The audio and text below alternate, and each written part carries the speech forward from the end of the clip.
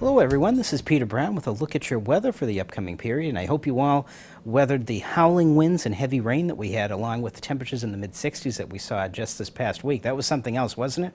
But guess what? It means there's no snow left on the ground here in the Burlington area. As we start off our period next week here on the Almanac, we're going to actually start a little bit below average, temperatures in the mid-30s, but that's going to quickly rebound as we head into the weekend, back up into the 40s where we should be. And the best thing that you notice, look at this here. March 3rd, that's the end of the period. We are officially getting much, much closer to spring, and it is in our sights. The best thing, though, is the days are getting so much longer now, and it'll actually be only a couple of weeks before we turn the clocks ahead again. And as we move ahead, I'm going to show you a little bit about what's going to be going on next week. And look at this weather map. It almost looks like last week's weather map. It's been so predictable this winter, which has been something very easy for us to forecast. But for most of the days this coming period, we're going to have cold fronts coming through every couple of days. No Arctic air coming with them, though, at all. So we're going to have some cool times, then warming up a little bit, then cooling back down. So something that is very typical of a spring-like pattern.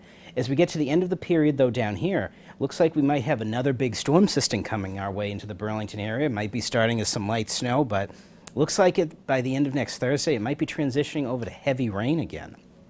As we move ahead, I'm going to show you a little bit about what the National Weather Service is telling us about the temperatures coming up for the next period. As you can see, look at this.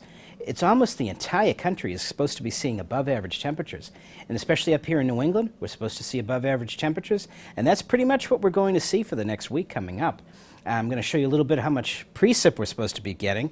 And the next map will show you that we're supposed to have above average precip again, something very typical of an El Nino winter here in New England. And it looks like that's what's going to be happening. We might have some heavy rain at the end of the period. As we move ahead, I'm going to show you what our week's temperatures are coming up. And as you're going to notice, look at this here. Going to be a very nice weekend coming up. Bright sunny skies. And by Sunday, actually, we might have to up these temperatures looking at the latest models. We might actually see temperatures in the 50s again by Sunday, if you can believe it.